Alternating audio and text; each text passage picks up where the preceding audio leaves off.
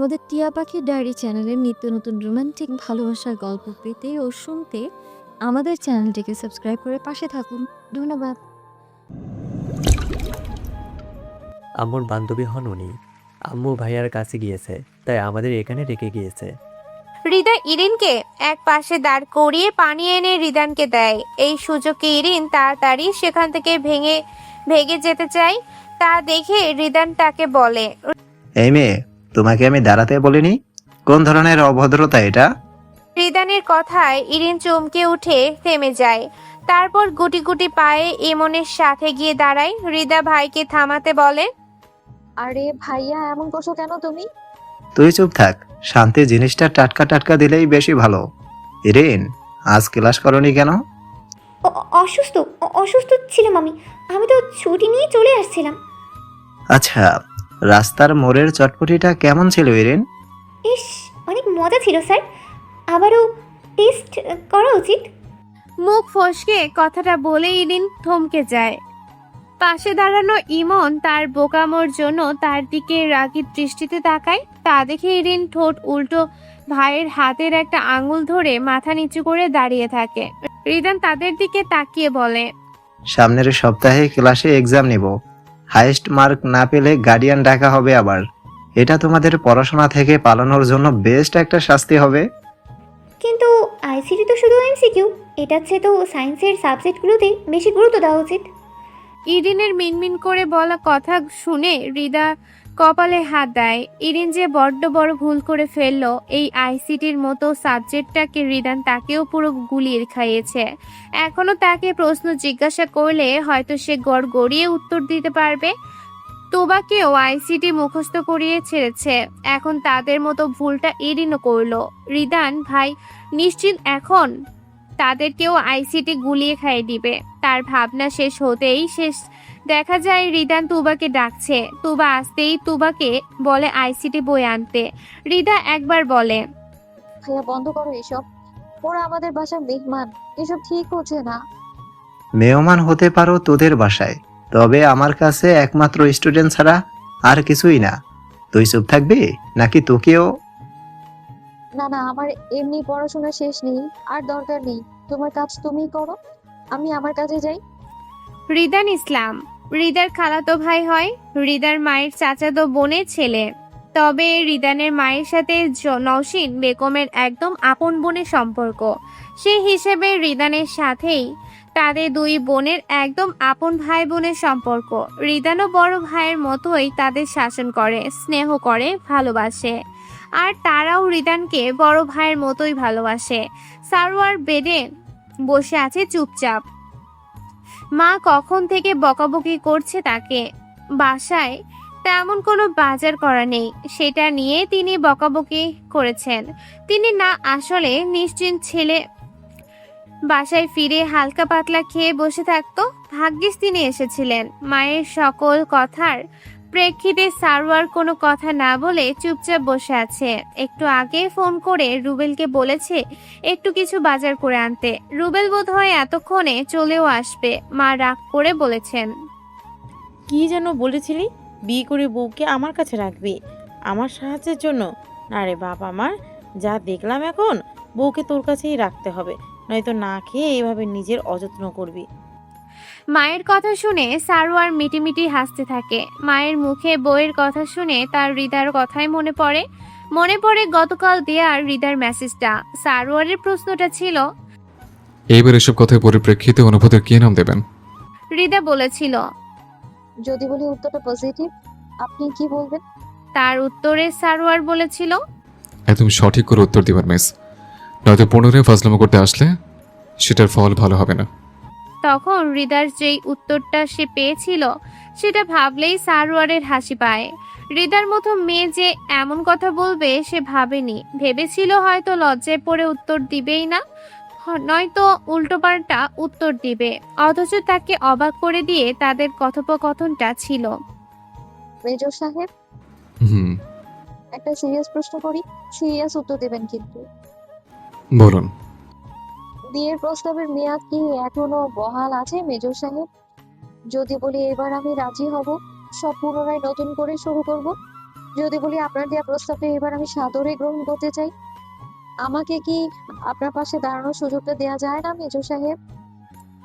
মেসেজটার পরিপ্রেক্ষিতে সারোয়ার কোনো উত্তর দেয়নি এখনো।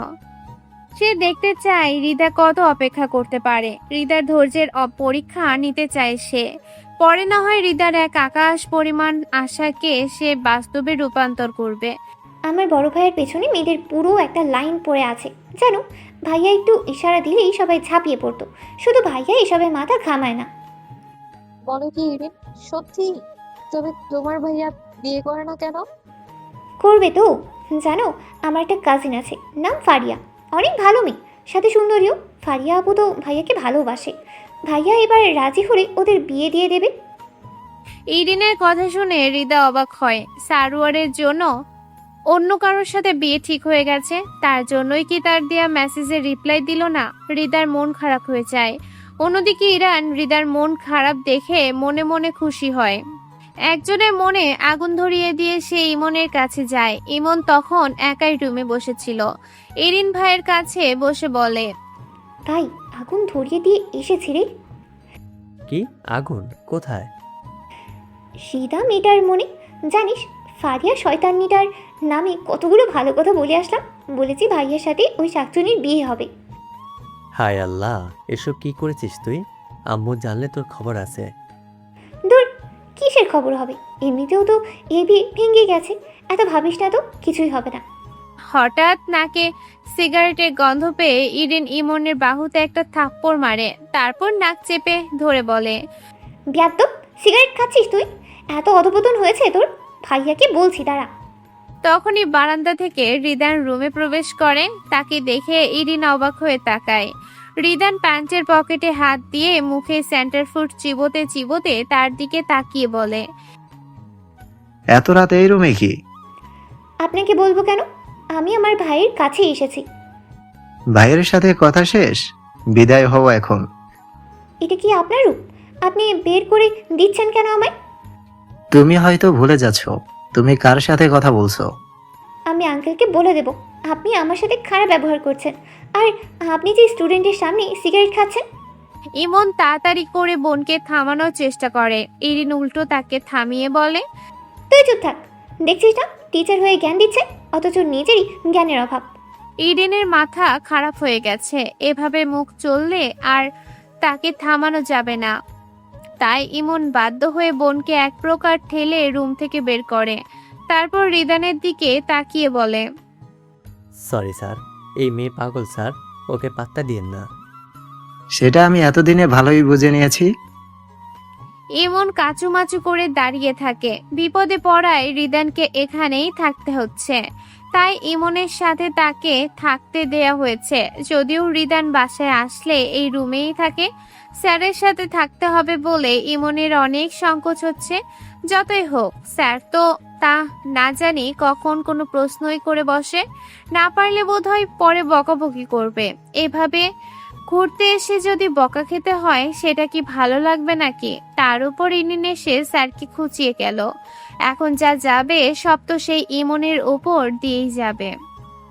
ইরিনকে বের করে দিয়ে ইমন রুমের দরজা আটকে দেয়, যাতে ইরিন আর রুমে না আসতে পারে। দরজা আটক সে সেখানেই দাঁড়িয়ে থাকে। মৃদান ভাবলেশীন ভাবে বিছানায় বসে ফোন দেখতে থাকে। ইমনকে চুপচাপ দাঁড়িয়ে থাকতে দেখে বলে, দাঁড়িয়ে আছো কেন? আসো, শুয়ে পড়ো। ইমন ধীরে সুস্থে বিছানায় আসে। তার পাশে থাকা লোকটা তার স্যার হয়, তাও যে সে স্যার নয়, কলেজের তথাকথিত রাগী স্যার। ক্লাসের বাহিরেও কারো দুষ্টুমি স্যারের চোখে পড়লেই বকা দেন। আর সেই লোকটার সাথেই তাকে আজ থাকতে হবে। তার ভাগ্য এত খারাপ কেন? ইমন বিছানায় শুতেই রিদান বলে, তোমাদের মা কোথায় গেছেন? কার কি হয়েছে? বড় ভাইয়া সেনাবাহিনীতে আছেন উনি। দুদিন আগে একটা অপারেশনে গিয়ে গুলি খেয়েছেন। আম্মুকে আগে জানায়নি। আম্মু পরে জানতে পেরে আমাদের রেখে একাই চলে গিয়েছেন। খালামণি কি হয় তোমার আম্মুর? কলেজ লাইফের বান্ধবী হয় শুনেছি। এখানে তোমাদের কোনো আত্মীয় থাকে না? ইমন একটু চুপ থেকে বলে, থাকতে পারে, আমি সঠিক জানি না। মানে? আসলে আমার দাদাবাড়ির কারোর সাথে আমাদের যোগাযোগ নেই। বাবার মৃত্যুর পর তারা কেউ আর যোগাযোগ রাখেনি। কিছু সমস্যা হয়েছিল ওই বাড়ির সাথে। ভাইয়া পরে আমাদের নিয়ে সোজা বাড়ি ছেড়ে চলে এসেছে। থাকছো কোথায়? নিজস্ব বাসা নাকি ভাড়া বাসা? নিজস্ব। বাবা থাকতে এখানে জমি কিনেছিলেন, ওখানেই বাসা করা হয়েছে। আর তোমার মায়ের পরিবারে? নানা নানা তো বেশি নেই, আম্মু একমাত্র মেয়ে ছিল, তাই তেমন কোনো আত্মীয় নেই। তবে ইরিন তখন কেন বলল তোমাদের চাচাতো কাজিনের সাথে বড় ভাইয়ের বিয়ে হবে? সম্পর্কই তো ঠিক নেই। আসলে স্যার, ও ও পাগল মেয়ে, উল্টাপাল্টা কথা বলে। ওর কথা শুনে লাভ নেই। তুমি কি জানো ইমন, হৃদা আমার আপন ছোট বোনের মতো। বোনের মতো কেন বলছি, আপন বোনেই ওরা আমার। খালামণি ওদের পড়াশোনার সকল সিদ্ধান্ত আমার থেকে জেনে নিত, আর এখন তাদের ভবিষ্যতের সিদ্ধান্ত নিতে গেলেও আমার সাথে পরামর্শ করে। খালু কাজের জন্য সময় পায় না বলে সকল খোঁজখবর আমি নেই। রিদানের কথা ইমন কাহিনী কিছুটা আন্দাজ করে ফেলে, তাই সে চুপ করে যায়। রিদান পুনরায় বলে, কোথাও আগুন লাগলে সেই আগুনের তাপ নিজেকেও সহ্য করতে জানতে হয়, আর ছোটদের কখনো বড়দের মতো কাজ করতে হয় না। পরে দেখা যাবে নিজের একটা ছোট ভুলের জন্য কাছের মানুষের জীবনটা ছারখার হয়ে গেছে, তখন হাজার চেষ্টা করলেও আর ঠিক করা সম্ভব হবে না। অপরদিকে রিদা থম মেরে বসে আছে। সে কি তবে আবারও হেরে গেল? প্রথমবার বিনা অপরাধে অপরাধী বানিয়েছিল লোকটাকে, তাই বোধহয় এবার সৃষ্টিকর্তা তার ভাগ্যে লোকটাকে রাখেনি। মেজর সাহেব কেন তাকে নিয়ে খেললো? শাস্তি দিল তাকে, তার আগের করা ভুলের শাস্তি। তাই বুঝি তাকে পুনরায় ভালোবাসায় বেঁধে এভাবে ধোকা দিল? আজ রাতে বাবা তাকে নতুন ফোন দিয়ে গেল, কিনেছিল নাকি আরো 2 দিন আগে? হৃদার ধৈর্যের পরীক্ষা নিতে দেয়নি এই 2 দিন, অথচ তারা তো জানেই না হৃদার ফোন না থাকলে কি হবে। সে তো সারাক্ষণ তুবার ফোন নিয়েই বসে থাকে, আর বেচারি তুবাকেই বই নিয়েই বসে থাকতে হয়। হৃদা সেই কখন থেকে সার্ভারের একটা উত্তরের অপেক্ষায় ছিল। সার্ভার তার মেসেজ সিনও করেছে, তবে উত্তর দেয়নি। এই সামান্য একটা উত্তরের অপেক্ষা হৃদার ঘুম কেড়ে নিয়েছে। অন্যদিকে ইরিন আরাম করে বিছানায় ঘুমোচ্ছে। তোবাও বই নিয়ে বসে বিছানায় হেলান দিয়ে ঘুমিয়ে গিয়েছে। হৃদা তাদের দিকে এক পলক তাকিয়ে ফোন নিয়ে বারান্দায় চলে যায়। রাতে স্নিগ্ধ আকাশ, কোমল বাতাসে নিজেকে শান্ত করতে চায়। এতে করে শরীর ঠান্ডা হলেও মনে তো শান্তি পাচ্ছে না সে। এই শান্তিটা শুধু সার্ভারের একটা উত্তরই তাকে এনে দিতে পারত। আকাশে ওঠা ঝলমলে চাঁদের দিকে তাকিয়ে হৃদা আনমনে বলে ওঠে, আর কত শাস্তি দেবেন আমার মেজর সাহেব? শুনেছি যুদ্ধক্ষেত্রে 1 সেকেন্ড দেরি হওয়া মানেই বিপদ। তবে আমার মনে যে যুদ্ধ চলছে তা কেন দ্রুত থামানোর চেষ্টা করেননি? আমার বার্তা কি আপনার ব্যস্ততার ভিড়ে হারিয়ে গেল, নাকি আমি আপনার অগ্রাধিকার লিস্টে একদম শেষে পড়ে আছি? আপনার তো দায়িত্ব হারানোর স্বভাব নেই, তবে কেন আমার ক্ষেত্রে এত অবহেলা করছেন? আমার এই অনিশ্চয়তার মনের দায় কে নেবে? আমি কি এতটাই তুচ্ছ হয়ে গেছি আপনার কাছে? পরদিন সকাল বেলায় রিদান উঠে কবির সাহেবের সাথে কথা বলেছিল। গত রাতে দেখা হয়েছিল ঠিকই, তবে কথাবার্তা তেমন হয়নি। নওশিন বেগম সবার জন্য নাস্তা বানাচ্ছেন। তুবা সকাল সকাল উঠেই প্রাইভেটে চলে গিয়েছে। প্রাইভেটে এখন শেষ মুহূর্তের প্রস্তুতি চলছে। মাসখানেক পরেই বোর্ড এক্সাম, সেই নিয়েই অনেক ব্যস্ততা তার। ইরিন আর ইমন এখনো ঘুম থেকে ওঠেনি। তাদের তো কলেজ আছে, যাবে না নাকি? হৃদা নওশিন বেগমকে জিজ্ঞেস করেন, খালামণি, তোমাদের মেহমানরা যে এখনো উঠলো না, কলেজে যাবে না নাকি? আজ যেতে হবে না হয় তাদের, বেড়াতে এসেছে এখানে, একদিন কলেজে না গেলে কিছুই হবে না। যা ভালো মনে করো। ওদের মা কবে আসবে? গেলেই কালকে। বড় ছেলে একটু স্টেবল না হলে আসবে কিভাবে? 2-3 দিন তো লাগবে বোধহয়। এমন সময় যেখানে হৃদা উপস্থিত হয় তার চোখ মুখ কেমন শুকনো হয়ে আছে, চোখের নিচে ডার্ক সার্কেল পড়ে গেছে, মনে হচ্ছে সারা রাত ঘুমায়নি। তাকে আসতে দেখেই নওশিন বেগম বলে ওঠেন, আসছে বড় নবাবজাদি। তা আপনি কি আজকেও কলেজে যাবেন না? আপনাদের কেন জরিমানা ধরে নাই? এক্সামে আটকে দিলেই খুশি হতাম। মায়ের রাগী কথার প্রেক্ষিতে হৃদা কিছুই বলে না, চুপচাপ এসে বাবার পাশে চেয়ারে বসে। কবির সাহেব ব্রেকফাস্ট করতে করতে বলেন, রাতে ঘুমিয়েছিলে নাকি নতুন ফোন পেয়ে ফোন দেখছিলে শুধু? হৃদা মৃদু স্বরে উত্তর দেয়, না, ফোন দেখিনি, তবে ঘুম আসছিল না, বারান্দায় বসেছিলাম। রান্নাঘর থেকে হৃদার নাস্তা এনে দিয়ে নওশিন বেগম বলেন, হ্যাঁ, এইসব করি সারা রাত জেগে থেকে, একটু পড়তে বসাও যায় নাই, খালি ফাঁকিবাজি। আহ, নওশিন, বকো না মেয়েকে। স্বামীর কথায় নওশিন বেগম চুপ হয়ে যান। তারপর কবির সাহেব মেয়েকে বলেন, কিছু হয়েছে তোমার? মনমরা লাগছে কেন? এমনি ঠিক আছি আমি, ওই রাতে ঘুম কম হয় এমন লেগেছে। আচ্ছা, কলেজে যাবে না তুমি? তৈরি হয়ে আসো, আমার সাথে চলো, যাবে। হৃদা কিছুটা ভেবে বলে, আমার ক্লাস আজকে আরো পরে, তোমার তো দেরি হয়ে যাবে। সে তুমি যাবে কখন? ইদান বলে, আমিও একটু পরেই যাব। আমার সাথে যেতে পারবি তুই? তাহলে তোমার সাথে বেরিয়ে পড়বো আমি। কবির সাহেব মাথা নেড়ে ব্রেকফাস্ট সেরে নেয়। তারপর তিনি অফিসের উদ্দেশ্যে বেরিয়ে পড়েন। হৃদার রুমে গিয়ে ইরিনকে ডেকে তুলে ইরিন উঠে হৃদাকে জিজ্ঞেস করে, কয়টা বাজে? 9টা। কি? আমার ক্লাস তো 8টায়। ডাকেননি কেন আমায়? ইমন কোথায়?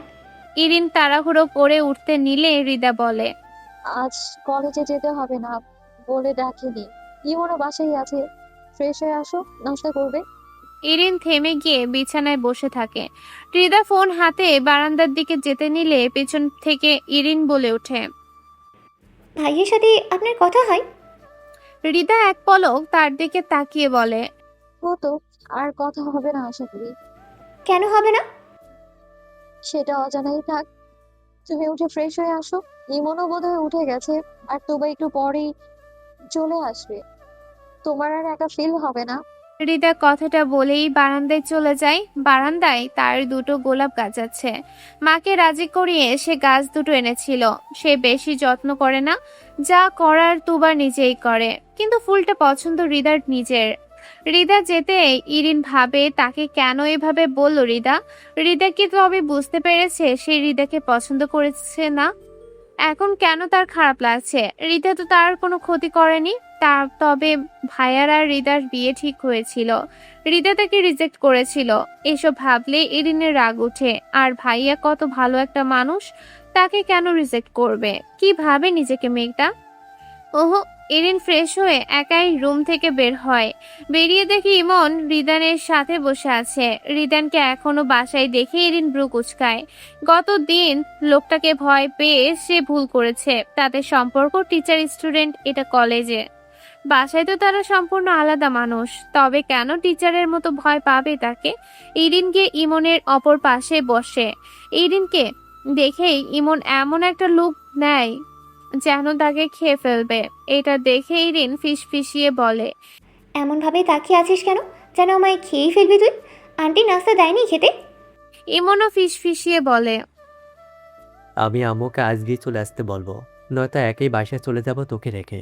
তোর জন্য আমার সম্মানের দফা রফা করতে পারবো না। ইরিন মুখ বাঁকিয়ে তাকে ভেঙচি দিয়ে বলে, তোর আদৌ সম্মান আছে? চিংড়ি পোলা। ইরিন রেগে গিয়ে ইরিনের ঘাড়ে চেপে ধরে। সাথে সাথে রিদান পাশ থেকে বলে, অসভ্যতামি করছো কেন আমার সামনে? Sorry sir. ইমন তাকে ছেড়ে দেয়। তারপর ফিসফিসিয়ে বলে, তোর জন্য কালকে আমাকে কথা শুনতে হয়েছে। তোকে বাসায় গিয়ে ব্যাট দিয়ে আচ্ছা মতো পিটাবো আমি, ইরিন্না। এত ফাজিল কেন তুই? মাথায় কিছুই নেই, গোবরের ঠাসা। ইরিন রেগে গিয়ে ইমনের বাহুতে ঠাস করে একটা মার লাগিয়ে দেয়। তখনই রিদান পাশ ফিরে তাদের দিকে তাকালে ইরিন একদমই পাত্তা দেয় না। রিদান বলে ওঠে, তোমার সাহস তো কম না? আমি এখানে বসা আছি, আমার সামনে এভাবে মারামারি করছো তোমরা? দেখুন, এখানে টিচার গিয়ে দেখাবেন না। আর আমি আমার ভাইয়ের সাথে যা করার করছি, আপনার গায়ে লাগে কেন? ইমন সাথে সাথে ইরিনের মুখ চেপে ধরে, অতঃপর রিদানের দিকে তাকিয়ে, please sir, sorry sir.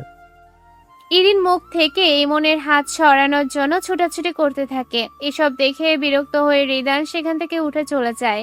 Irin ইমনের সাথে রাগারাগি করতে থাকে। তখনই নওশিন বেগম আসে নাস্তা নিয়ে। সাথে সাথেই তারা থেমে যায়। নওশিন বেগমকে ইমন বলে, আন্টি, আম্মুর সাথে কথা হয়েছে? একটু আগেই তোমাদের আম্মুর সাথে কথা হলো। তোমাদের ভাই এখন আলহামদুলিল্লাহ ভালো আছে। সুরায়া কালকে আসবে বললো। ইরিন উচ্ছ্বসিত হয়ে বলে, সত্যি? এত খুশি কেন মা? আমাদের এখানে ভালো লাগছে না নাকি? সেটা না, আসলে আম্মুকে ছাড়া ভালো লাগে না। নওশিন বেগম হেসে ফেলেন। তারপর বলেন, তোমাদের আম্মু বললো তোমাদের নাকি প্রাইভেটের খোঁজ করছো। রিয়ানের সাথে কথা বলতে পারো তো। রিয়ানের চেনাশোনা ভালো টিচার থাকলে বলবে। ও নাকি? ইরিনের মুখের কথা কেড়ে নিয়ে ইমন বলে, জি আন্টি, আমি স্যারের সাথে কথা বলে নিব। আচ্ছা, এখন দুজনে নাস্তা করে নাও। নওশিন বেগম মুচকি হেসে চলে যান। তিনি যেতে ইরিন বলেন, বলবো না কথা আমরা ওনার সাথে। তুই একদম চুপ থাকবি, বেশি কথা বলিস তুই। জানিস গত রাতে স্যার আমায় কি বলেছে? কি বলছে? ইমন সংক্ষেপে ইরিনকে সব বলে।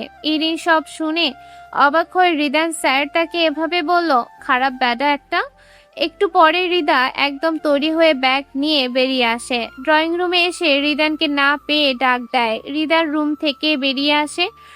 রিদা ইমন আর ইরিনের উদ্দেশ্যে বলে, নাস্তা করেছো তোমরা? জি আপু। আম্মুকে দেখেছো? আন্টি সামনের বাসায় গেল মাত্রই। আচ্ছা, আমাকে তো বের হতে হবে। আমি আম্মুকে ডেকে নিয়ে যাচ্ছি। আর ইরিন, তুবা এখনই চলে আসবে, থাকো তোমরা। রিদা বেরিয়ে পড়ে। পেছনে রিদান তাদের দিকে এক পলক তাকিয়ে নিজেও বেরিয়ে পড়ে। তারা চলে যেতেই কিছুক্ষণের মাঝে নওশিন বেগম বাসায় আসেন। ইরিন ইমনের সাথে ইমনের রুমে যায়। সেখানে গিয়ে ইরিন কিছুক্ষণ ভেবে বলে, বুঝছিস ইমন, এই রিদা মেয়েটা না আমার সাথে কেমন যেন ব্যবহার করে। থাপ্পড় বেরিন না, ব্যবহার খারাপ তুই করছিস। আপুর সামনে কেন ফারিয়া চুন্নি কথা বলেছিস? তুই তো বলেছিস ভাইয়ার সাথে আপুকে কথা বলতে দেখেছিস। এখন আল্লাহ জানে তুই কি ঝামেলা বাঁধাচ্ছিস। ইরিন চুপ করে বসে থাকে। মনে মনে হিসাব মিলাতে থাকে, সত্যি কি ঝামেলা বাঁধাচ্ছে সে। ইরিন তুবার সাথে বসে কলেজ সম্পর্কে কথা বলছে। তুবা আর ইরিনরা আলাদা কলেজে পড়ে। কোন কলেজ কেমন, টিচার কেমন, এসব নিয়েই গসিপ করছে তারা। কথায় কথায় ইরিন বলে, আমাদের কলেজের একমাত্র খারুস টিচার তোমাদের ভাইয়া রিদান স্যার। আমি সহ্যই করতে পারি না তাকে। হ্যাঁ, ভাইয়া পড়াশোনা নিয়ে একটু স্ট্রিক্ট বলতে পারো, তবে ভাইয়া মন থেকে অনেক ভালো। সে তোমাদের কাছে ভালো হতে পারে, আমার কাছে না। জানো, একদিন একটু পড়া না পারলে দাঁড় করিয়ে রাখবে, অন্যদের কিচ্ছু বলবে না। যেদিন আমি পড়া পারবো না সেই দিন শাস্তি দেবে, যেদিন পারি সেদিন দেখবা বাকিদের বসিয়ে দেয়। তাহলে বলো, আমার সাথে ওনার নিশ্চয়ই পার্সোনাল শত্রুতা আছে, নয়তো আমাকেই কেন শাস্তি দিবে? তুবা চিন্তিত ভঙ্গিতে বসে থাকে। আসলেই তো, ভাইয়া কেন ইরিনের সাথে এমন দ্বিমুখী ভাবনা পোষণ করবে? পাশ থেকে রিদা এতক্ষণে মুখ খুলে মৃদু গলায় বলে, তোমরা ভাই বোন অনেক বোকা, খাঁটির অত চেনো না, তাই এমনটা ভাবনা ভাবছো। ইরিন আড়ালে মুখ বাঁকিয়ে সামনে বলে, তুমি কি নিজেকেও খাঁটি রত্ন বলছো? আমি নই। না, খাদ আছে সেই রত্নে। যেমন? তুমিই বুঝে নাও। মনে রাখবেন আপু, আমি সারোয়ার সিদ্দিকের বোন। আমি আমার ভাইকে অনেক ভালোবাসি, আর আমার ভাইয়াকে যে অসম্মান করে তাকে ঘৃণা করি আমি। এই জন্যই বুঝি আমার উপর তোমার এমন বিরূপ চিন্তা ভাবনা। জানি না। তোমার ভাইয়া এখন ভালো আছেন তো? আর তোমার হবু ভাবি, সে বুঝি অনেক সুন্দর, ভালো মনের মেয়ে। ইরিন মনে মনে বলে, ভালো না তো ছাই, আজ তো শয়তানি একটা খচ্চর ফারিয়া। তবে রিদার সামনে হেসে বলে, অবশ্যই অনেক সুন্দর, আমার পছন্দের কাজিনও। ওই ভাবি হলে খুব ভালোই হবে। রিদা আর কিছুই বলে না। আনমনা হয়ে জানালা দিয়ে বাহিরে তাকিয়ে থাকে। বাইরে আকাশে মেঘ জমেছে, যখন তখন বৃষ্টি নামবে। দূরের আকাশে কালো মেঘে ছেয়ে আছে, হয়তো সেদিকেও কোথাও এখন বৃষ্টি পড়ছে। রিদার মনটা খুব উদাস হয়ে আছে। গত পরশু সে সারওয়ারকে মেসেজ করেছিল। সারওয়ার তারপর আর কোনো রিপ্লাই দেয়নি তাকে। এত ইগনোর কেন? হৃদা তাকে রিজেক্ট করেছিল বলে, তবে কেন বারবার ভালোবাসার কথা বলে ফাঁদে ফেললো? কেন তার অনুভূতিগুলোকে আগেই মাটির চাপা দিয়ে দিল না? সুরাইয়া বেগমের গতকালকেই আসার কথা ছিল, তবে কোনো এক কারণবশত তিনি আসতে পারেননি। ফোন করে জানিয়েছেন সারওয়ারের কি এক ঝামেলার জন্য আসতে দেরি হচ্ছে। এমনিতে সারওয়ার মোটামুটি সুস্থ আছে। সারওয়ার যদি সুস্থই থাকে তবে কেন যোগাযোগ করলো না? নাকি ইডেনের কথাই সত্যি ওনার বিয়ে ঠিক? এতদিন শুধু অভিনয় করলেন উনি। দেখতে দেখতে আকাশ অন্ধকার হয়ে আসে, ফোঁটায় ফোঁটায় বৃষ্টি শুরু হয়।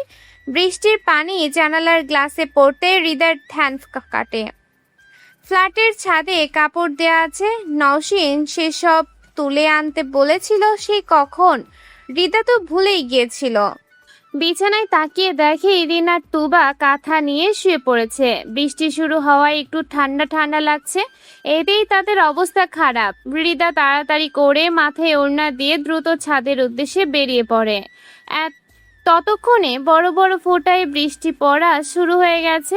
হৃদা তাড়াতাড়ি করে কাপড়গুলো তুলে নেয়। কিছু কাপড় তো ইতিমধ্যেই হালকা ভিজে গেছে। হৃদা কাপড় নিয়ে ছাদের সিঁড়িতে এসে দাঁড়ায়। কিছুক্ষণ ছাদের মেঝের দিকে তাকিয়ে থাকে, দেখতে থাকে কিভাবে ফোঁটায় ফোঁটায় বৃষ্টির পানি এসে ছাদটাকে ভিজিয়ে দিল। কোথায় তার হৃদয়টাও তো এমন শুকিয়ে খা খা করছিল, তার হৃদয়টা কেন ভিজল না? হৃদা বিড়বিড়িয়ে বলে ওঠে, বৃষ্টি তো মেঘের ভেতর জমে থাকা কষ্ট জড়িয়ে দেয়, তবে আমার মনের ভেতর জমে থাকা এই ভারটা কিভাবে কমবে? হয়তো সেটা আমার উপস্থিতিতেই লাঘব হবে। হৃদা হুট করে পেছন ফিরে তাকায়, দেখে তার ঠিক পেছনটায় সারওয়ার দাঁড়িয়ে আছে। হৃদা তার হাতে থাকা কাপড়গুলো বুকে চেপে ধরে অবাক দৃষ্টিতে সারওয়ারের দিকে তাকিয়ে থাকে। ক্লিন শেভ করা মুখ এই আধো অন্ধকারে উজ্জ্বল রূপে প্রকাশ পাচ্ছে। ছোট ছোট আর্মি কাট করা চুলগুলো একদম পরিপাটি গোছানো, ঠিক যেন তার ব্যক্তিত্বের মতোই নিয়ন্ত্রিত। কালো বর্ণের চোখ দুটো এতই গভীর যেন কত কথা লুকিয়ে আছে সেখানে। হৃদয় এক দৃষ্টিতে সারওয়ারের দিকে তাকিয়ে থাকে। সে অনুভব করছে এর সবটুকুই ভ্রম, তাই সে ভ্রমটুকু কাটা পর্যন্ত সারওয়ারকে দেখে যেতে চায়। আচমকা কারো ছোঁয়ায় হৃদয়ের হুঁশ ফিরে। ভ্রম কাটতেই অনুভব করে কেউ তার কোমর জড়িয়ে ধরে আছে। তাকিয়ে দেখে তুবা তাকে শক্ত করে ধরে আছে। হৃদাকে তার দিকে তাকাতেই বলে ওঠে, মন কই থাকে তোর? এখনই তো পড়ে যেতে সিঁড়ি থেকে। কাপড় কখন তুলতে এসেছিস? 10 মিনিটের মতো পার হয়ে গেছে। কোন ধ্যানে পড়েছিলি তুই? হৃদা তুবাকে দেখে বলে, তুই আসার সময় কাউকে দেখেছিস সিঁড়ি দিয়ে নামতে? না তো, কেউ ছিল না। আচ্ছা চল বাসায় যাই। হৃদা কাপড় নিয়ে আগে আগে যেতে থাকে। পেছনে তুবা অবাক দৃষ্টিতে তাকিয়ে থাকে। হৃদা আসতে দেরি হচ্ছিল বলেই মা তুবাকে পাঠিয়েছে। সে যখন এসেছিল হৃদাকে সিঁড়ির ধারে এক দৃষ্টিতে সামনের দিকে তাকিয়ে থাকতে দেখে হঠাৎ হৃদা পড়ে যেতে নিলেই সে কোনো রকমে দৌড়ে এসে ধরেছে, নয়তো সোজা সিঁড়ি দিয়ে পড়ে যেত। হৃদা কি পাগল হয়ে গেল নাকি? এমন অদ্ভুত ব্যবহার করছে কেন? সন্ধ্যায় হৃদা নিজের মনকে ডাইভার্ট করতে বই নিয়ে বসে। এমনিতে সে তেমন বই পড়ে না, পরীক্ষার আগে নাকে মুখে পড়ে পরীক্ষা দেয়। এখন তার মন ভালো নেই বলে বই নিয়ে বসেছে। বই সামনে রেখে শুধু খাতায় লেখালেখি করছে। হঠাৎ কলিং বেলের আওয়াজ পায়। অনেকক্ষণ ধরে কলিং বেল বাজতে থাকলে হৃদার মেজাজ খারাপ হয়ে যায়। কে না কে এসেছে ভেবে ওড়না মাথায় দিয়ে দপ দপ করে দরজার দিকে এগিয়ে যায়। বিরক্তি নিয়ে দরজা খুলতেই তার চোখ ছানা বড়া হয়ে যায়। সামনে থাকা ব্যক্তিটি সত্যি মানুষ নাকি তার ভ্রম, তা নিয়ে সে ভাবনায় পড়ে যায়। বাড়িতে ঢুকতে দিবেন না ম্যাডাম? বাইরে দাঁড়িয়ে থাকবো নাকি? হৃদা কোনো কথা না বলে দরজা থেকে সরে দাঁড়ায়। সে সরে দাঁড়াতেই সারওয়ার তার মাকে নিয়ে বাসায় প্রবেশ করেন। এখনো হৃদা অনেক অবাক হয়েই দাঁড়িয়ে আছে। সে আনমনেই দরজা আটকাতে গেলে নওশীন বেগম দরজায় ধরে আটকায়। দরজায় বাধা পড়তে হৃদার হুঁশ ফিরে। হৃদা তাকিয়ে দেখে তার মা এসেছেন। তার মানে তিনি বাহিরে ছিলেন এতক্ষণ। তিনি তাড়াহুড়ো করে বাসায় প্রবেশ করেন, তারপর সুরাইয়া বেগমকে বলেন, আরে বলিস না, পাশের বাসার ভাবি কালকে থেকে অসুস্থ। এতদিন একসাথে থেকে আপনজনদের মতো হয়ে গেছে, তাই আর কি বারবার দৌড়াদৌড়ি করতে হচ্ছে। আরে ব্যাপার না, বস তুই, তোর সাথে কিছু জরুরি কথা বলার আছে, তাই সরাসরি বাসায় এসে উঠলাম। হৃদা তখনও দরজার কাছেই দাঁড়িয়ে আছে। সারোয়ারের চোখ তখন হৃদার দিকেই আবদ্ধ। ওড়না মাথায় ঘোমটা দিয়ে দাঁড়ানো মেয়েটাকে কত স্নিগ্ধ লাগছে এখন। সারোয়ারের দৃষ্টি সরে না, সে এক দৃষ্টিতে হৃদার দিকেই তাকিয়ে আছে। ড্রয়িং রুমে পরিচিত কণ্ঠস্বর শুনে ইরিন এমন দৌড়ে বেরিয়ে আসে। তুবা সহ তারা অন্য রুমে বসে গল্প করছিল। ইরিন ভাইকে দেখেই দৌড়ে এসে জড়িয়ে ধরে। ভাইয়া কেমন আছো তুমি? কোন হাতে গুলি লেগেছিল? দেখাও আমায়, ব্যথা আছে এখনো? এরিন সারোয়ারের দুহাত উল্টে পাল্টে দেখতে থাকে। এমনও এসে ভাইয়ের পাশে দাঁড়ায়। সারোয়ার তাদের সামলাতে থাকে। জার্নি করে এসে এসে ক্লান্ত হয়ে গেছে। তুবা এগিয়ে গিয়ে বোনের পাশে দাঁড়ায়। হৃদা এক পলক সারোয়ারের দিকে তাকায়, যে কিনা এখন নিজের ভাই বোনদেরকে সাথে কথা বলছে। এক পর্যায়ে সারোয়ারের সাথে হৃদার চোখাচোখি হলে হৃদা অভিমানী দৃষ্টি নিক্ষেপ করে রুমে চলে যায়। হৃদাকে চলে যেতে দেখে সারোয়ার মুচকি হাসে। মেয়েটা বড্ড অভিমান করেছে, তবে এবার এই অভিমান ভাঙতে কতদিন সময় নেবে? তার হাতে তো এত সময় নেই। খুব শীঘ্রই হৃদার মনের মরুভূমিতে বৃষ্টির আগমন ঘটিয়ে মনটাকে শীতল করতে হবে, ঠিক যেমনই প্রকৃতিতে বৃষ্টির আগমন প্রকৃতিকে শীতল করে তোলে। এক ব্যাচ টিউশনি পড়িয়ে হৃদান বাইরে বেরিয়ে আসে। একটা দোকানে দাঁড়িয়ে সে একটা সিগারেট ধরায়। বিকেলে বৃষ্টি পড়ে রাস্তাঘাট ভিজে আছে। ভেজা রাস্তার দিকে তাকিয়ে হৃদান সিগারেটের ধোঁয়া ছাড়ে। ধোঁয়াগুলো শূন্যে মিলিয়ে যায়, ঠিক যেমনই খুব কাছের মানুষগুলো কখনো কখনো মিলিয়ে যায়। হৃদয় শূন্য দৃষ্টিতে সন্ধ্যার আকাশের দিকে তাকিয়ে থাকে। আজকের দিনটা তার জন্য খুব স্মরণীয় একটা দিন। এমনই একটা দিনে তার খুবই কাছের একজন তাকে শূন্য করে দিয়ে চলে গিয়েছিল। ভুলটা তার একটাই, সে পড়াশোনা জানা বেকার। একটু অপেক্ষা করলো না, সে একটু সময় দিত তাকে। এই তো আজ সে চাকরি করছে, একটা কলেজে ভালো বেতনে চাকরি করছে, টিউশনি করাচ্ছে। এইটুকু দিয়ে কি আর একটা সংসার চালানো সম্ভব না? নাকি সে ভুল মানুষকে ভালোবেসেছিল? হয়তো ভুলই ছিল, নয়তো পারতো তো কিছুদিন অপেক্ষা করতে। তা না করে সে চলে গেল তাকে শূন্য করে। ফোনের আওয়াজে হৃদানের হুঁশ ফিরে। ফোন হাতে নিয়ে দেখে নওশিনের ফোন। সে কল রিসিভ করে বলে, বলো খালামণি। ওপাশ থেকে সব শুনে সে বলে, ঠিক আছে, আমি বন্দোবস্ত করছি, তুমি খালুকে টেনশন করতে মানা করো। আমি সব গুছিয়ে নিয়ে আসবো। আরেকটা টিউশনি আছে আমার, শেষ করেই আমি বের হব। কথা শেষ করে হৃদান হাতে সিগারেট ফেলে ক্লাসে যায়। এই ব্যাচটা পড়ানোর পরই ছুটি দিয়ে দিবে। আজকের মতো আর পড়ানো নেই। তারপর খালামণির কথা মতো সব গুছিয়ে নিতে হবে। খুবই বিশেষ একটা দিন আজ, ভালো মতো পার হলেই ভালো। ড্রয়িং রুমে সবার মধ্যে ব্যাপক আলোচনা হচ্ছে। নওশিন বেগম ও কবির সাহেব টেনশনে মাথা নামিয়ে বসে আছেন। সুরাইয়া বেগম নওশিনের হাত ধরে বলেন, দেখ, যা হওয়ার তা তো হয়েই গেছে, ওসব আর মনে রেখে কাজ নেই। আমি আমার ছেলের হয়েই তোর সাথে কথা বলতে আসলাম।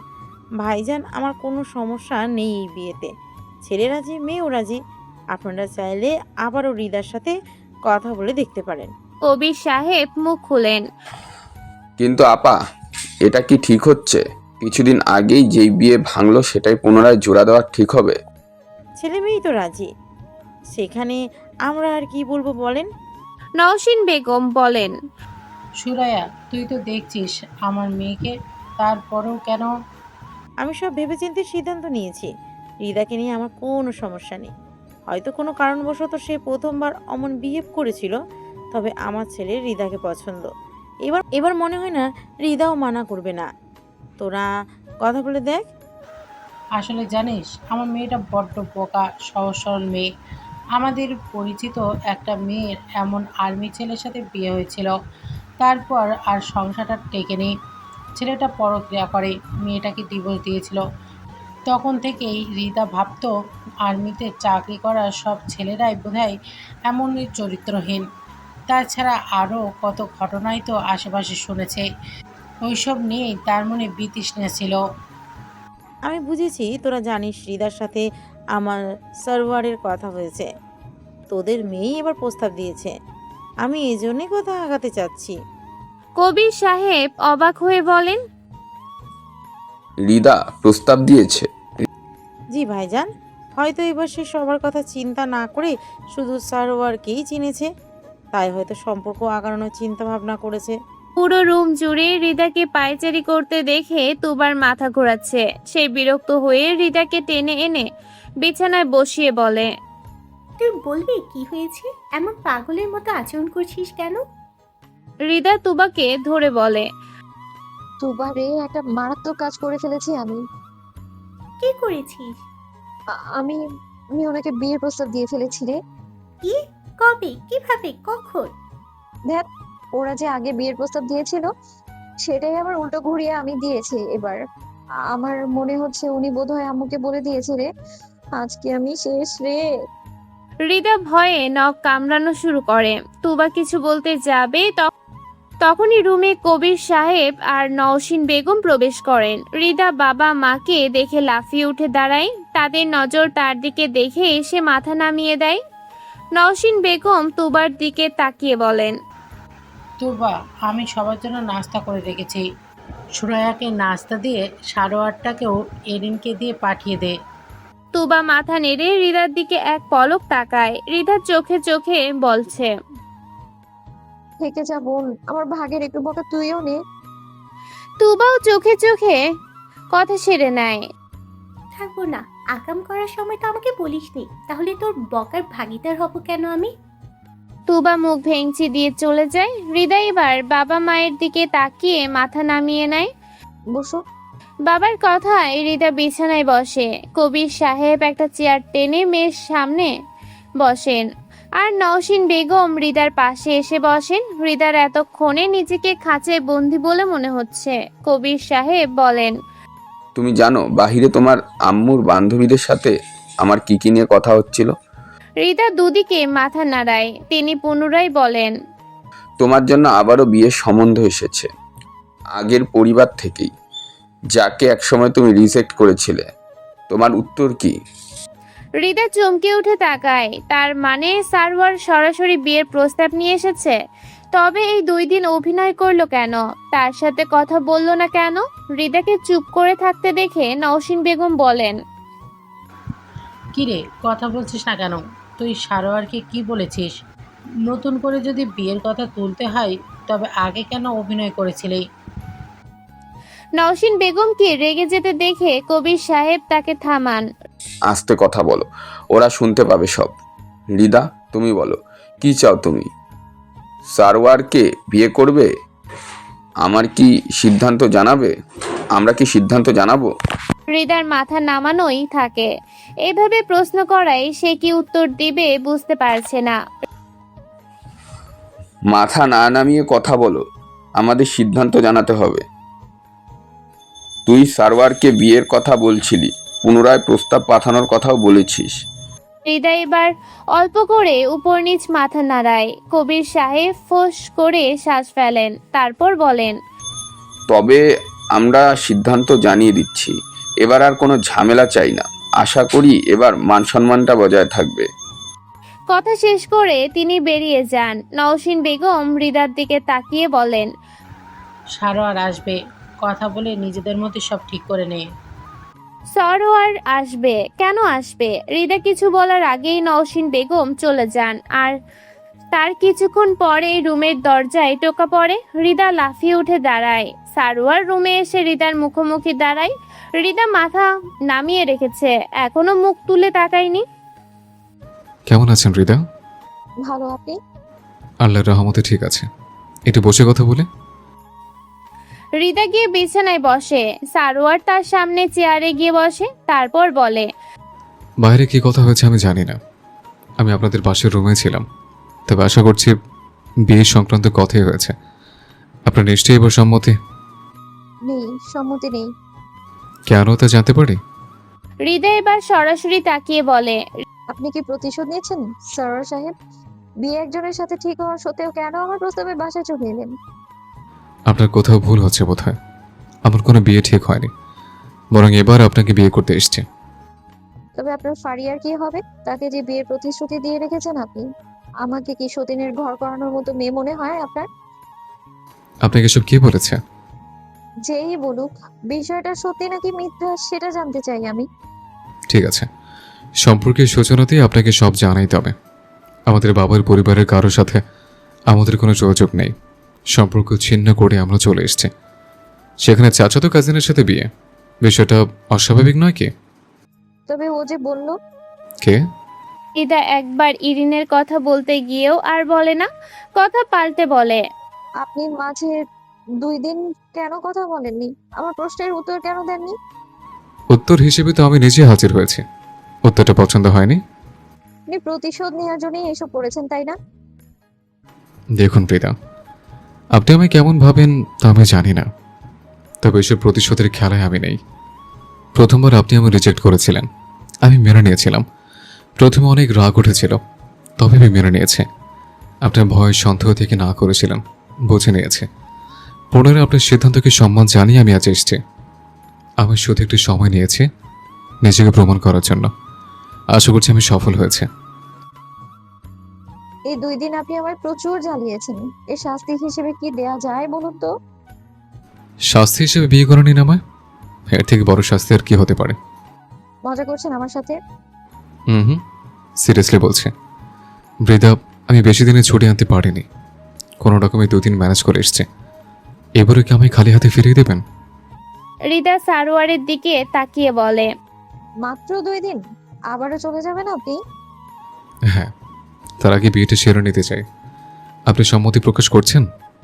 হঠাৎই হৃদা কেমন আবেগপ্রবণ হয়ে যায়, ছলছল দৃষ্টিতে তাকিয়ে বলে, আমি আমি দূরত্ব সইতে পারি না মেজর সাহেব। আমায় একা ফেলে রেখে যাবেন আপনি? আমি পারবো না সর্বদা আপনাকে নিয়ে টেনশনে থাকতে। এইসব আমার দ্বারা সম্ভব হবে না। ফেলে রেখে যাব না তো, বিয়ে করে বউকে স্বীকৃতি দিয়ে যাব। এরপর থেকে আমাদের মধ্যে যা হবে সবটুকুই সম্পূর্ণ হালাল হবে। মাঝে মাঝে আমি ছুটিতে চলে আসব, কখনো আপনি চলে যাবেন আমার কাছে। এক অন্যরকম সুন্দর সম্পর্ক হবে আমাদের। তবু এসব বাদ দিন, আগে বলুন রাজি আপনি? হৃদা সময় নেয় না, দ্রুত উপর নিচ মাথা নাড়ায়। সারোয়ার কোনো কথা না বলে উঠে দাঁড়ায়, পকেট থেকে একটা আংটি বের করে হৃদার আঙ্গুলে পরিয়ে দেয়। তারপর আংটির ওপর অল্প করে ঠোঁট ছুঁয়ে বলে, আংটিটা আমার বউয়ের জন্যই বানানো, আমার কাছে ছিল এতদিন। আজ পরিয়ে দিয়ে নিজের নামে সিল মেরে দিলাম। একটু পর পুরোপুরি নিজের নামে করে নেব, অপেক্ষা করেন শুধু। হৃদা কিছু বুঝে ওঠার আগেই সারোয়ার রুম থেকে বেরিয়ে যায়। হৃদা বিস্ময় নিয়ে নিজের হাতের দিকে তাকিয়ে থাকে। এসব কি সত্যিই ঘটছে? সারোয়ার তাকে আংটি পরিয়ে গেল, কেন যেন বিশ্বাসই হচ্ছে না। সারোয়ার বেরিয়ে যেতেই তুবা হুড়মুড়িয়ে রুমে ঢুকে হৃদার কাছে এসে বলে, এই আপু, কি বললো রে? কি হচ্ছে কিছুই তো বুঝতে পারছি না। হৃদা কেমন ঘোর লাগা কণ্ঠে বলে, তুবা, আমি গেস্ট। কি?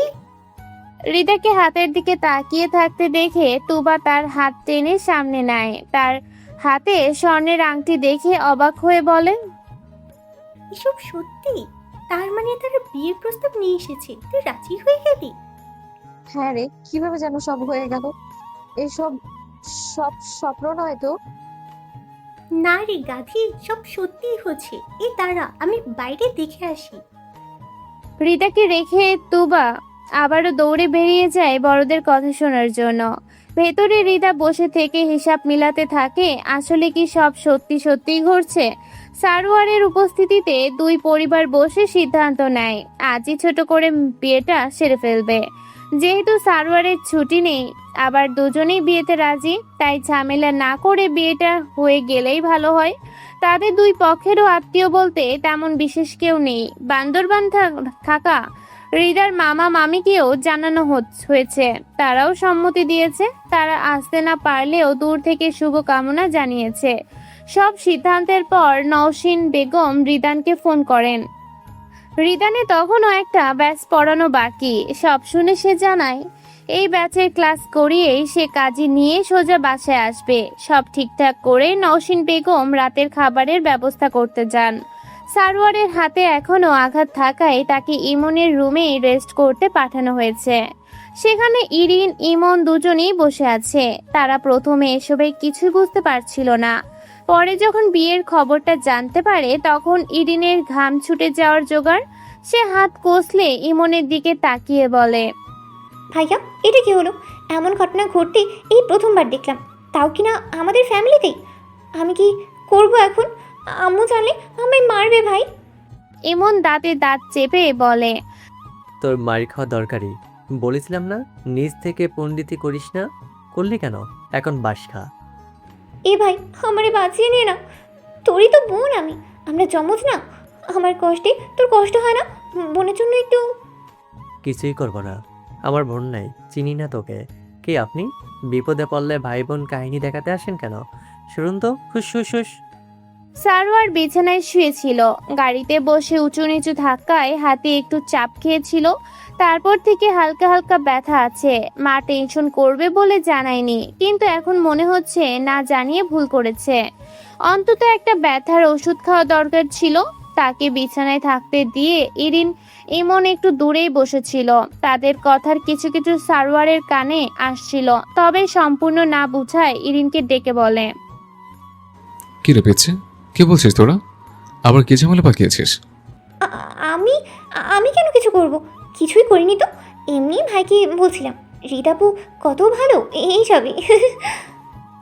সারোয়ার মৃদু হাসে, তারপর বলে, পছন্দ হয়েছে ভাবিকে? হ্যাঁ হ্যাঁ তো অনেক পছন্দ হয়েছে। আচ্ছা, ভাবির সাথে ভালোভাবে চলবি তোরা। ভাবিকে সম্মান দেবে, একদম দুষ্টামি করবি না। ইরিন সুযোগ খুঁজতে থাকে কখন সে হৃদার সাথে একটু কথা বলতে পারবে। সেজন্য রুম থেকে বেরিয়ে হৃদার রুমের দিকে আগায়। তখনই তুবাকে রুম থেকে বেরোতে দেখে সে দ্রুত রুমে ঢুকে। হৃদাকে তখন মায়ের শাড়ি পরানো হয়েছে। বিয়েটা আজই হয়ে যাবে। হৃদা এখনো ঘোরের মাঝেই আছে। ইরিন সংকোচ নিয়ে গিয়ে হৃদার সামনে বসে। তারপর হুট করে হৃদার একটা হাত তার দু হাতের মুঠোয় ধরে বলে, আপু সরি।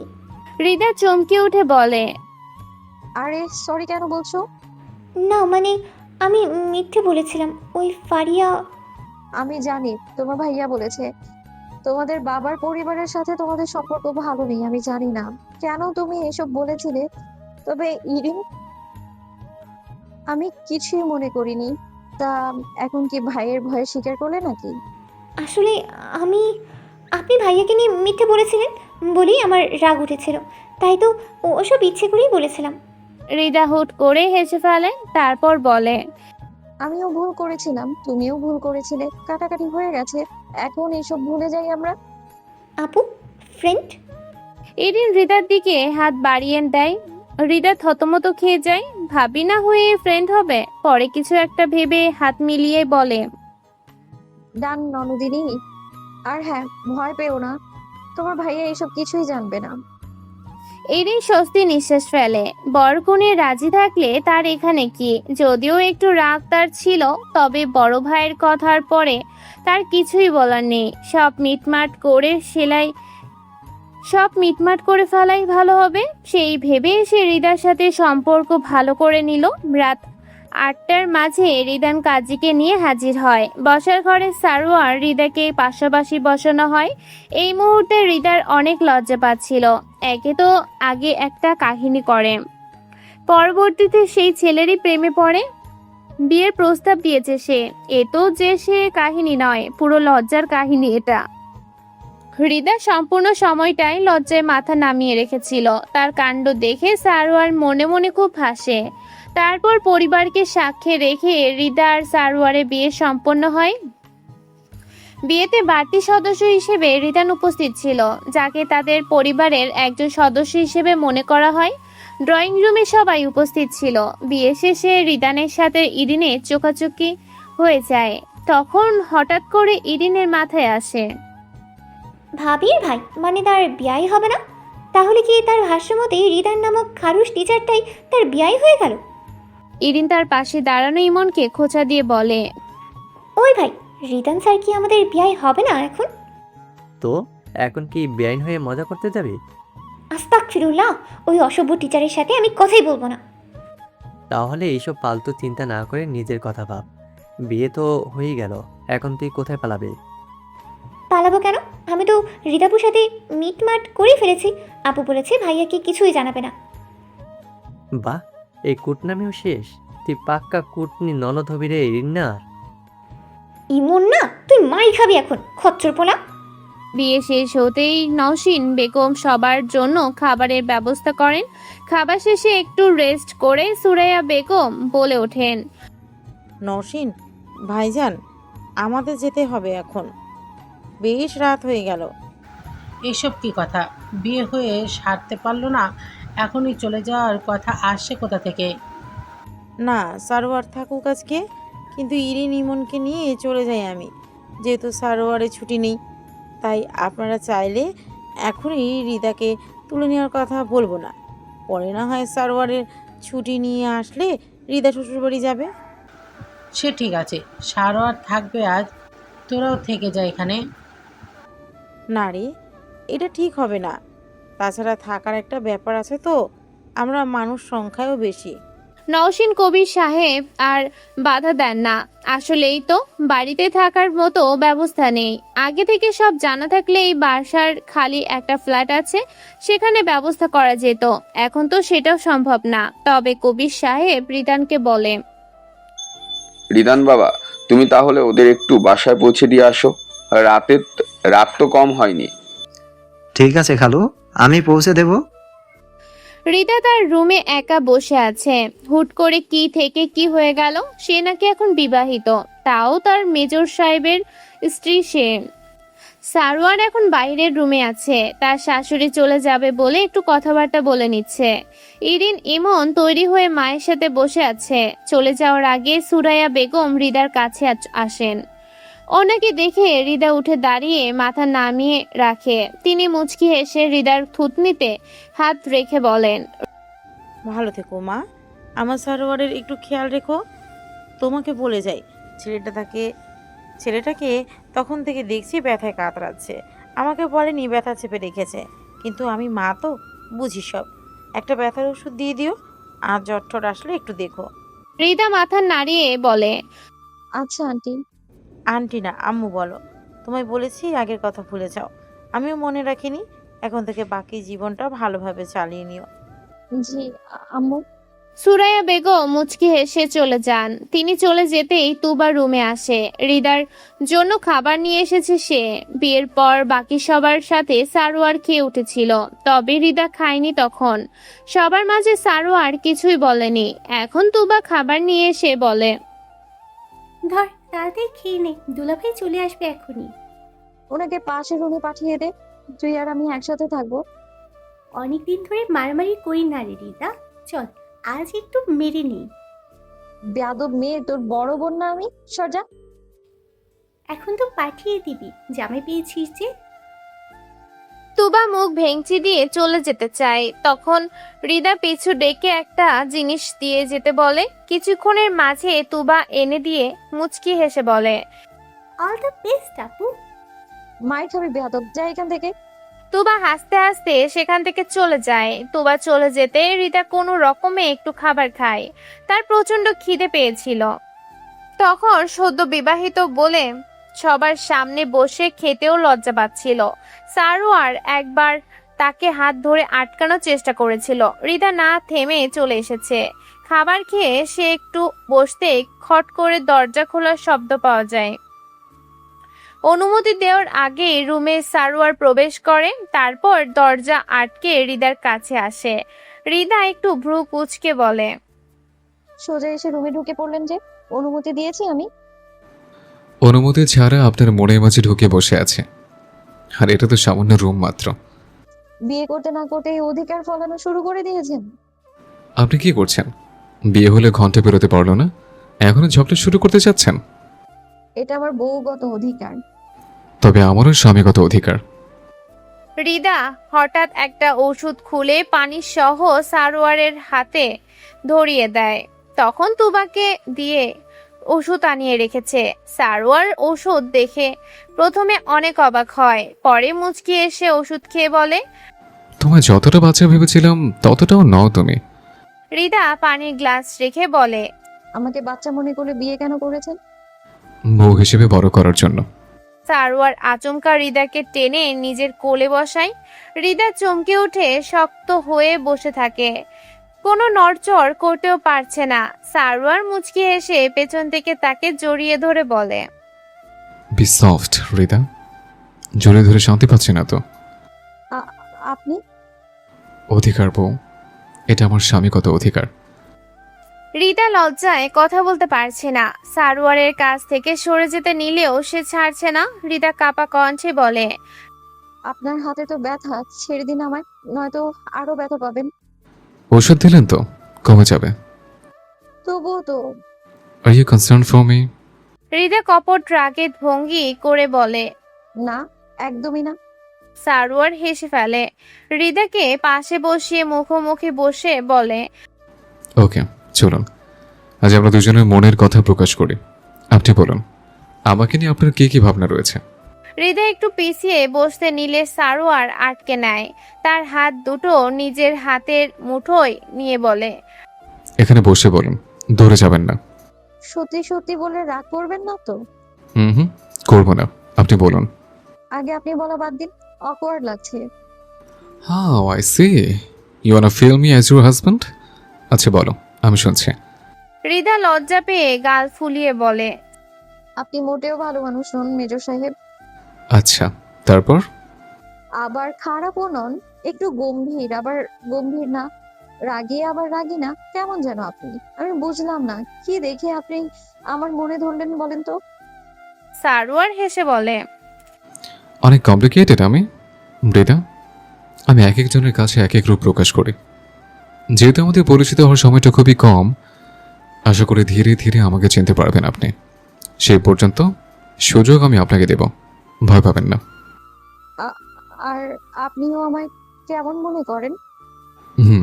আপনাকে প্রথম ওভারস্মার্ট মনে হয়েছিল, পরে বুঝলাম নিতান্তই বোকা একটা মেয়ে আপনি। এত বড় হয়ে বড়দের মতো কোনো জ্ঞান বুদ্ধি আপনার মাঝে নেই। সত্যি বলতে আপনার মাঝে সংসারী হওয়ার কোনো লক্ষণ নেই। আমায় বিয়ে কেন করেছেন? সেই তো আমার কথাই সত্যি হলো, আপনি প্রতিশোধ নিচ্ছেন। বিয়ে করে ফেলে চলে যাবেন, কথায় কথায় বলবেন আমি আপনার বউ হওয়ার যোগ্য না, এইসবের জন্য বিয়ে করেছেন আপনি, তাই না? রিদা সারোয়ারের হাতের মুঠো থেকে নিজের হাত ছাড়িয়ে নেয়। তারপর মন খারাপ করে উঠে বারান্দায় চলে যায়। সারোয়ার মুচকি হেসে রিদার পিছনে দাঁড়িয়ে বলে, আমাকে যখন বললে তখন কি আমি রাগ করেছি? এখন তুমি কেন রাগ করছো? আমরা তো মনের ভাবটা প্রকাশ করছি, তাই না? কথা বলবেন না আমার সাথে, আমার ভুল হয়েছে আপনাকে বিয়ে করা। আপনার এই রূপটা আরো ঘন্টাখানেক আগে প্রকাশ করলেন না কেন? এখন বাকি জীবনটুকু আমি পার করব কি করে? আমাকে ভালোবেসে পার করবে, তোমাকে আমি গড়ে নেব, নিজের মনের মতো তৈরি করে নেব। এই বর্তমান আমিটাকে আপনার পছন্দ না? আমি যদি চেঞ্জ না হই, এই আমাকে নিয়ে সংসার করতে পারবেন না? তুমি বড্ড বোকা মিসেস হৃদা সিদ্দিক। এই তুমিটাকে ভালোবেসেই তো নিজের করে নিলাম, তারপরও তুমি কিছুই সন্দেহ করো মেয়ে। হঠাৎ রিদার কি যেন হয়। সে ঠোঁট উল্টে সারোয়ারকে জড়িয়ে ধরে। ঠিক সেই সময় কারেন্ট চলে যায়। বাহিরের আকাশ মেঘ জমেছে। বাহিরের শীতল বাতাস ঘরময় জুড়ে বেড়াচ্ছে। সেই সুন্দর মুহূর্তের মাঝে সারোয়ার রিদা তাদের সুখময় মুহূর্ত তৈরি করে নিয়েছে। সারোয়ার পরম আবেশে তার পছন্দনীয় হালাল প্রেমিকাকে বুকে জড়িয়ে রেখেছে। কিছুক্ষণের মাঝে সারোয়ার বুঝতে পারে রিদা নিজের কান্না লুকাতে তাকে জড়িয়ে ধরেছে। তার বুকের যে পাশে রিদার মুখ ঠাঁই পেয়েছে সেদিকটা রিদার চোখের পানিতে ভিজে গিয়েছে। সারোয়ার রিদার দু গাল হাতের আঁচলায় নিয়ে চোখ মুছে দেয়, তারপর বলে, এই পাগলি মেয়ে, কান্না করছো কেন? আমার ভাগ্যের উপর করুণা হচ্ছে আমার। কাল থেকেই আমার পরীক্ষা শুরু হবে। আপনাকে হালাল ভাবে পেয়েও কাছে না পাওয়ার তৃষ্ণায় হাহাকার করতে হবে আমায়। সর্বদা আপনার জন্য টেনশন করে করে থাকতে হবে আমায়। আপনিই বলুন, আমার দ্বারা সম্ভব এসব? সারোয়ার তার চোখের দিকে তাকিয়ে বলে, পারতে তো হবে আপনাকে। আপনি তো যে সে কাউকে বিয়ে করেননি, করেছেনই এমন একজনকে যে দেশের জন্য নিজেকে উৎসর্গ করার প্রতিজ্ঞাবদ্ধ হয়ে আছে। এমন একজনের স্ত্রী হিসেবে আপনাকে প্রচুর ধৈর্যবান হতে হবে হৃদা। অনাকাঙ্ক্ষিত খবর শোনার মতো শক্ত হতে হবে আপনাকে। এসব আপনাকে পারতেই হবে, কারণ আপনি একজন গর্বিত সেনা সদস্যের ওয়াইফ। সারোয়ারের কথা শেষ হতে হৃদা ডুকরে কেঁদে ওঠে। সারোয়ারের শার্টের বুকের কাছটায় খামচে ধরে কান্না করে বলে, আপনি আমায় মোটেও সময় দেননি, আমাকে একটু ভাববারও সময় দেননি। আমি আমি পারবো না এসব। এটাই বুঝি আপনার শাস্তির অভিনব পদ্ধতি? ভালোবাসার মোহে পড়ে গেলাম আমি, আপনাকেও ছাড়তে পারবো না, আবার ছেড়ে থাকতেও পারবো না। কি করবো আমি এখন? সারোয়ার উত্তর না দিয়ে হৃদাকে শক্ত করে বুকে জড়িয়ে রাখে। হৃদা সেই বুকেই কান্না করতে ভাসিয়ে দেয়। ততক্ষণে প্রকৃতিতে বৃষ্টির ধারা নেমে আসে। বৃষ্টির ফোঁটা টুপ টুপ করে বারান্দার গ্রিলে সুর তুলে যায়। হয়তো প্রকৃতিও হৃদার মতো মনের ভার হালকা করার প্রয়াস চালাচ্ছে। সারোয়ার ধীরে ধীরে তার মাথায় হাত বুলিয়ে দিতে থাকে, মৃদু কণ্ঠে বলে, আমি তোমায় সময় দিতে চেয়েছিলাম হৃদা, কিন্তু সময় আমার পক্ষে ছিল না। নয়তো কি এত তাড়াতাড়ি এভাবে বিয়ে করতাম নাকি? সময় নিয়ে এসে বিয়ে করে অনেকটা সুন্দর মুহূর্ত উপভোগ করতাম তোমার সাথে। রাগ করো না সোনা।